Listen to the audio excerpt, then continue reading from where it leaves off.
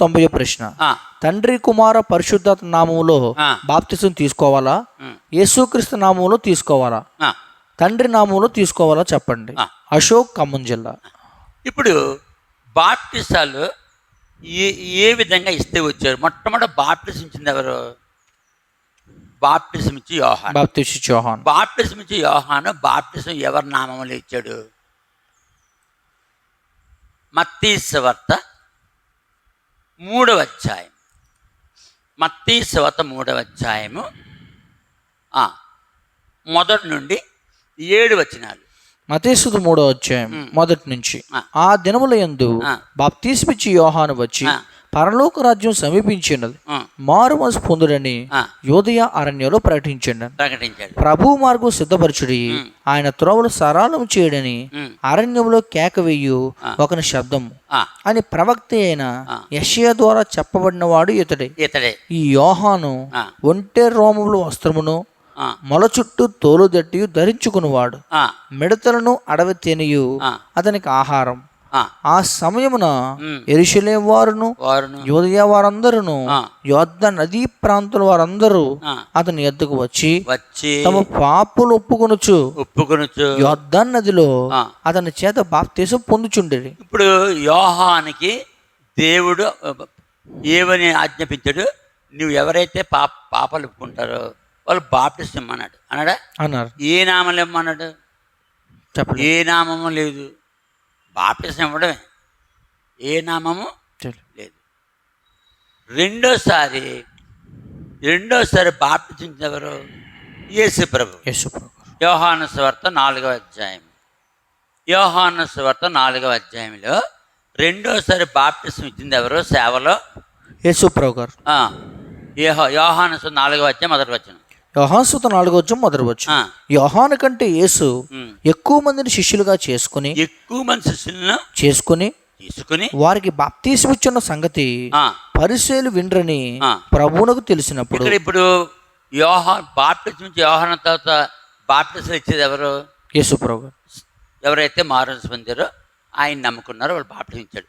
ఏ నామంలో ఇచ్చారు? యేసు ప్రభు ఏ నామంలో ఇచ్చాడు? ఇక్కడ మాట్లాడమే. నిద్రవుతున్నావా? మొహం కొడుకుండా అబ్జే. కాబట్టి యేసు ప్రభు బాప్టిసము ఇచ్చేవాడు. ఎవరి నామాలు ఇచ్చాడు? రాయబడలేదు. యేసు ప్రభు ఏ నామంలో బాప్టిసం ఇవ్వలేదు. ఇచ్చాడా? ఇవ్వలేదు. మూడో సందర్భం అపోస్తలుల కార్యములు 2వ అధ్యాయం. అపోస్తలుల కార్యములు 2వ అధ్యాయంలో పేతురు బాప్టిసం ఇస్తున్నాడు. పేతురు వాక్యం చెప్పినప్పుడు 3,000 మంది బాప్టిసము చెప్పాలి తీసుకున్నారు. 3,000 మంది బాప్టిసము తీసుకున్నారు. వాళ్ళు ఏ నామంలో బాప్టిసం తీసుకోవాలని చెప్పాడు? యేసు నామంలో బాప్టిసం తీసుకోమని చెప్పాడు. అపోస్తలుల 2వ అధ్యాయము 38వ వచనం. పేతురు మీరు మారు మనసు పొంది పాపక్షమాపణ నిమిత్తము ప్రతి వాడు యేసుక్రీస్తు నామమున బాప్తిసం పొందుడి. ఉంది. ఏముంది? యేసుక్రీస్తు నామములో యేసుక్రీస్తు నామమున బాప్తిసం తీసుకోవాలని చెప్పాడు. 38వ వచనంలో ఈ విధంగా వీళ్ళు బాప్టిసాలు ఇస్తున్నారు. మొట్టమొదటి ఎవరు ఇచ్చారు బాప్టిసం? యోహాన్. దాని తర్వాత ఎవరు ఇచ్చారు? యేసు ప్రభు బాప్టిసం ఇచ్చాడు. ఏ నామాలు ఇచ్చారు వాళ్ళు? ఏ నామం లేదు. పేతురు ఎవరి నామాలు ఇచ్చాడు? యేసుక్రీస్తు నామమున. అక్కడే 9వ అధ్యాయం అపోస్తలుల కార్యములు 9వ అధ్యాయం 9వ అధ్యాయంలో 17-18 వచనాలు. అపోస్తలుల 9వ అధ్యాయం 17-18 వచనాలు. అననీయ వెళ్ళి ఆ ఇంట ప్రవేశించి అతని మీద చేతులుంచి, సౌలా సహోదరుడా, నీవు వచ్చిన మార్గములో నీకు కనబడిన ప్రభువైన యేసు నీవు దృష్టి పొంది పరిశుద్ధాత్మతో నింపబడినట్లు నన్ను పంపి ఉన్నాడని చెప్పాను. అప్పుడే అతని కన్నుల నుండి పొరల వంటి రాలగా దృష్టి కలిగి లేచి బాప్తిసం పొందాను. తర్వాత ఆహారం పుచ్చుకుని బలపడెను. అక్కడ సౌలుగా ఉన్నప్పుడు సౌలుకి బాప్తిసం ఎవరు ఇచ్చారు? అననీయ ఏ నామాలు ఇచ్చాడు? చెప్పలేదు, రాయబడలేదు. లేదు. ఈ విధంగా బాప్తిసాలు ఇస్తూ వచ్చారు. ఎక్కడ? బైబిల్లో. కానీ బాప్తిసం ఎవరు బాప్తిసం ఇచ్చినా బాప్తిసం ఇమ్మని యేసు ప్రభు ఇప్పుడు శిష్యులకు చెప్తున్నాడు. చనిపోయి సమాధి చేయబడి తిరిగి లేచిన తర్వాత యేసు ప్రభు చనిపోయి సమాధి చేయబడి తిరిగి లేవగానే కొత్త మాట చెప్పాడు వాళ్ళకి.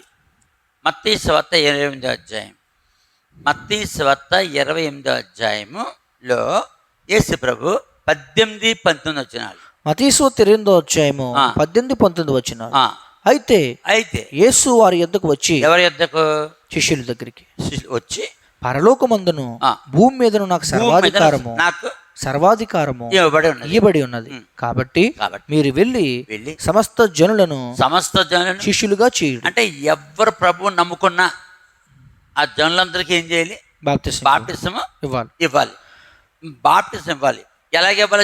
ఎలాగేవ్వాలో చెప్పాడు చూడు. తండ్రి యొక్కయు, అది యేసెవరు? తండ్రి. యేసెవరు? సర్వశక్తిమంతుడు. యేసెవరు? ఆయనే తండ్రి, ఆయనే కుమారుడు. అంటే ఆయన తండ్రి, ఆయన కుమారుడు. పిలుపుకి చెప్పాడు, పిలుపు నేను ఎంతకాలం మీతో ఉన్నాను, నన్ను ఎరుగువా? నన్ను చూసిన తండ్రిని చూచి. తండ్రి అంటే నేను, నా తండ్రి, ఆయన తండ్రి ఉన్నామని నువ్వు నమ్మడం లేదా? కాబట్టి యేసు ప్రభు తండ్రి, యేసు ప్రభు ఆలండాలు, యేసు ప్రభు 7 ఆత్మలను చెప్పేస్తున్నా సరే అన్ని. ఇప్పుడు యేసు ప్రభు చనిపోయి సమాధి తిరిగి లేచిన రోజుని శిష్యులకు ప్రత్యక్షమై ఏం చెప్పాడు? మీరు సమస్త జనులను శిష్యునిగా చేయండి.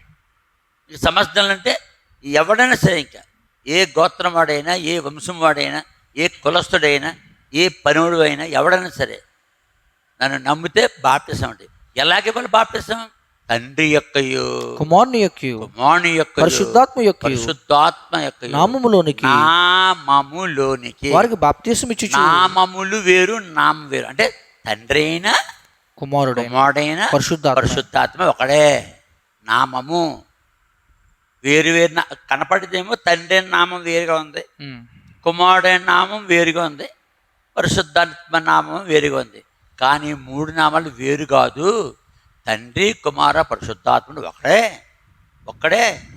కాబట్టి మీరు తండ్రి యొక్క, కుమారుని యొక్క, పరిశుద్ధాత్మ నామంలో వారికి బాప్తిసం ఇచ్చుచు. నేను మీకు ఆజ్ఞాపించుతున్నాను వాటన్నిటిని గైకొన వల్లనే వారికి బోధించుడి. ఇదిగో నేను యుగ సమాప్తి వరకు సదాకాలము మీతో కూడా ఉన్నానని వారితో చెప్పాను. మొట్టమొదటి బాప్తిసం ఇచ్చి యోహాను వచ్చాడు. ఏ నామంలో? రాయబడలేదు. ఏ నామంలో ఇచ్చాడు తెలియదు. అదే యేసు ప్రభు కూడా బాప్తిసం ఇచ్చాడు. ఆయన ఇవ్వలేదు కానీ శిష్యులు ఇచ్చారని చెప్పి రాయబడి. ఏ నామంలో ఇచ్చాడు యేసు ప్రభు బాప్తిసం? ఏ నామంలో రాయబడలేదు. అవునా? దాని తర్వాత పేతురు అపోస్తల కార్యంలో 2వ అధ్యాయం 3 నామాలు చెప్పాడు యేసు ప్రభు. తండ్రి, కుమార, పరిశుద్ధాత్మ. తండ్రిని, పరిశుద్ధాత్మని పక్కన పెట్టేసి యేసు నామంలో బాప్తిసం మొదలెట్టాడు. అలాగ అపోస్తల కార్యాల్లో యేసు నామంలో బాప్తిసం 5 సార్లు ఇచ్చినట్టుగా ఉంది బైబిల్లో. పేతురు గొప్ప, యోహాను గొప్ప, యేసు గొప్ప. యేసు ప్రభు గొప్పవారు. అననీయ బాప్తిసం ఇచ్చాడు. ఎవరికి? సౌలుకి. ఏ నామంలో ఇచ్చాడు? రాయబడలేదు. వీళ్ళందరికంటే గొప్పవాడు ఎవరు? యేసుక్రీస్తు ప్రభువారు. యేసు ఏం చెప్పాడో చేయాలి. ఏం చెప్పాడో చేయాలి. యేసు ప్రభు ఎలాగిమ్మన్నాడు బాప్తిసం? తండ్రి యొక్క ఎక్కడుంది? మత్తయి సువార్త 8వ అధ్యాయం 19వ వచనం. కాబట్టి మీరు వెళ్ళి సమస్త జనులను శిష్యులుగా చేయుడి. తండ్రి యొక్కయు, కుమారుని యొక్కయు, పరిశుద్ధాత్మ యొక్కయు నామములోనికి వారికి బాప్తిసం ఇచ్చుచు నేను మీకు ఏ సంగతులు ఆజ్ఞాపించుదునో వాటన్నిటినీ గైకొన వలనని వారికి బోధించుడి. బోధించని చెప్పాడా. ఆ, అప్పుడు ఏసు చెప్పిందే, ఏసే పరలోకానికి నేనే మార్గము, సత్యం, ఏసు ప్రభే పరలోకానికి నేనే మార్గము, సత్యం, సత్యము, జీవం నా ద్వారానే తప్ప ఎవడ తండ్రి వద్దకు. చేరలేడు. ఇంకో మాట అండి కుర్రోడు ఇక్కడ, ఇతని పేరేం పేరు? అశోక్ కమన్. అశోక్ పోయినసారి ఒక ప్రశ్న వేసాడు, అవును, చెప్పాం. తండ్రి నామములు కూడా తండ్రి తీసుకోవాలి. నామంలో తండ్రి నామంలో బాప్టిజం చెల్లదు, యేసు నామంలో బాప్టిజం చెల్లదు, పరిశుద్ధాత్మ నామంలో కూడా బాప్టిజము చల్లదు. చెల్లదు. తండ్రి యొక్క కుమారుని యొక్క పరిశుద్ధాత్మ నామంలో బాప్టిజము తీసుకోవాలి. మరి చల్లకపోతే పేతురు 2వ అధ్యాయం నుంచి అపోస్తలుల కార్యాలు అంతట్లో 5 సార్లు యేసు నామంలో బాప్టిజం. బైబిల్ ఒకటి చెప్తుంది, ఎవరైనా తప్పు చేస్తే పనిష్మెంట్ దేవుని నుంచి వస్తుంది. ఏసు ఏం చెప్పాడో చేయాలంటే, ఏసు ఏం చెప్పాడు అచ్చయ్య. ఇతను ఎందుకు తండ్రి నామంలో బాప్టిజం చెల్లిద్దాం అడుగుతున్నాడు.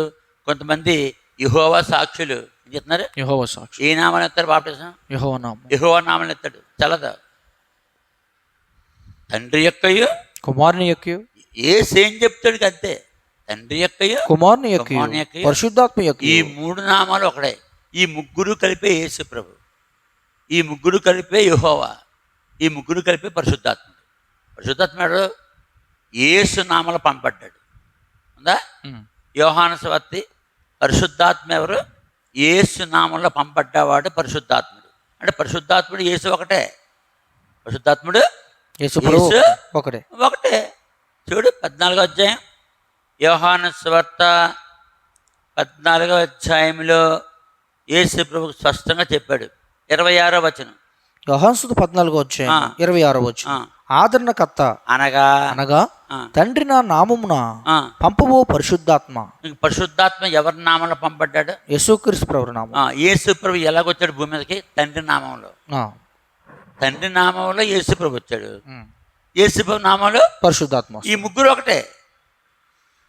ఆ తండ్రి ఎవరు? నేనే. ఎవరన్నారు? యేసు ప్రభు గారు. యోహాను సువార్త 14వ అధ్యాయం 9వ వచనం, యోహాను సువార్త 14వ అధ్యాయం 9వ వచనం, యేసు ఫిలిప్పు, నేను ఎంతకాలము యొద్ద ఉండినను నీవు నన్ను ఎరగవా? నన్ను చూచిన వాడు తండ్రిని చూచి ఉన్నాడు గనుక. తండ్రిని చూచి ఉన్నాడు గనుక. తండ్రి యొక్క కుమారుని పరిశుద్ధాత్మ నామం అంటే ముగ్గురు ఒకటే, ముగ్గురు యేసే. అందుకనే పాట ఉంది, యేసే మనకిల స్వాస్యము, వేరే స్వాస్యము లేది కాను. యేసే మనకిల స్వాస్యము, వేరే స్వాస్యము లేది కాను. అక్షయమును నిర్మలమును వాడబారని స్వాస్యము మనకు. అక్షయమును నిర్మలమైన వాడబారని స్వాస్యము మనకు. కరుణతో నొసగెను దేవుడు, కృతజ్ఞతలు చెల్లింతుము. కరుణతో నొసగెను దేవుడు, కృతజ్ఞతలు చెల్లింతుము. యేసే మనకిల స్వాస్యము, వేరే స్వాస్యము లేది కాను. యేసే సర్వం అయినప్పటికీ చెప్పిన ప్రకారం చేయాలి. బండ ఒకటే, అక్కడ బండే ఇక్కడ బండే, ఇందాక చెప్పాము ఒకటి. కానీ మాట వేరు, మాట వేరు. అక్కడ కొట్టు, ఇక్కడ మాట్లాడు. అలాగే యేసే ఆలండాలు అయినప్పటికీ ఏ నామంలో బాప్టిజం అన్నాడు? తండ్రి యొక్క యేసు నామంలో బాప్టిజం అని చెప్పాడా? కాదు. ఇప్పుడు పనిష్మెంట్ ఎవరికి ఇస్తారు దేవుడు? పేతురికి. ఎక్కడ? మొదల పరలోక రాజ్యంలో. కానీ పరలోకం ఇలాగెత్తాడు అందరినీ, వీళ్ళందరినీ పరలోకం తీసుకెళ్తారు, లాగెత్తారు. కానీ పనిష్మెంట్ తప్పదు, పనిష్మెంట్ తప్పదు. తండ్రి యొక్క కుమారుని యొక్క పరిశుద్ధాత్మ నామంలో బాప్టిజం చెల్లుద్ది. మిగతాయి కూడా ఉన్నాయి, ఉన్నాయా లేదా? బైబిల్లో ఉన్నాయి, ఉన్నాయి. అంటే అలాగ ఇచ్చినట్టుగా ఉన్నాయి. కానీ ఏసు చెప్పలేదు అలాగే. యేసు నామంలో బాప్టిజం అని పేతురు చెప్పలేదు. అర్థమవుతుందా? కాబట్టి ఇవన్నీ వేస్ట్. ఈ మన కాలం కొత్త నిబంధనలో కేవలం ఎవరు బాప్టిజం తీసుకున్నా తండ్రి యొక్క కుమారుని యొక్క పరిశుద్ధాత్మ నామమున బాప్టిజం తీసుకోవాలి. అప్పుడు మళ్ళీ వీళ్ళు ఏం చేస్తారు, మరి 5 సార్లు ఇచ్చారు కదా బాప్టిజం అపొస్తలుల కార్యాల్లో. అవి చెల్లదా, చెల్లిద్దో చెల్లదో పైకి వెళ్తే తెలుస్తుంది. అంటే పరలోకం వెళ్ళిన తర్వాత ఇప్పుడు పేతురు బాప్టిజం తీసుకున్నాడా లేదా? తీసుకున్నారు. తీసుకుని ఉంటాడు, రాయబడలేదు. ఎవరి నామలో బాప్టిజం పొందాడు? లేదు. అంటే వాళ్ళందరికీ యేసుప్రభు బాప్టిజం ఇచ్చి ఉంటాడు. ఎవరి నామలు ఇచ్చాడు? లేదు. కానీ ఆయన చనిపోయి సమాధిలో తిరిగి లేచిన దగ్గర నుంచి తండ్రి యొక్క కుమారుని యొక్క పరిశుద్ధాత్మ నామమున బాప్టిజం ఇవ్వాలి. అంతకుముందు బాప్టిజం ఎవరు ఇచ్చారు? బాప్తిస్మ యోహాను. అది చెల్లుద్ది, ఏ నామంలో లేదు. రెండోది యేసుప్రభు గారు. యేసుప్రభు ఇచ్చాడు. ఏ నామంలో ఇచ్చాడు? ఏ నామం లేదు, అది చెల్లుద్ది. ఏ నామం ముంచాడు అంతే. దాని తర్వాత అననయ్య బాప్టిజం ఇచ్చాడు. ఏ నామంలో లేదు. కాబట్టి మన కాలంలో బైబిల్ మన చేతికి వచ్చింది. బైబిల్ మన చేతికి వచ్చింది. అందులో యేసు ప్రభువే ఆల్ అండ్ ఆల్. ఆయన ఏం చెప్పాడో అదే చేయాలి. అందుకని తండ్రి యొక్క కుమారుని యొక్క పరిశుద్ధాత్మ నామమున బాప్టిజం తీసుకోవాలి. ఖమ్మం జిల్లా అశోక్ ఇలాంటి డౌట్స్ ఎంతమందికి ఉన్నాయో ఎంతమంది చెప్పేస్తాం ఈ ప్రశ్న సమాధానం ఎతకరు. ఇప్పుడు ఎన్నో వీడియో ఇది 390 వీడియో. మరి 390 వీడియోలు చూసాడు అశోక్ అన్న కుర్రాడు. ఏమో తెలియదు. మరి బద్దకస్తులు చూడరు. దీంతో ఎక్కడతో మరి తండ్రి యొక్క పరిశుద్ధాత్మ, తండ్రి యొక్క కుమారుని యొక్క పరిశుద్ధాత్మ నామమున బాప్టిజం తీసుకోవాలని యేసు చెప్పినట్టుగా చేయాలని మరి సంఘాలకి అందరికీ తెలియజేస్తాను వాక్యానుసారంగా. మత్తయి సువార్త 28వ అధ్యాయం 19వ వచనం ప్రకారం చేయాలి. కాబట్టి అయిపోయింది.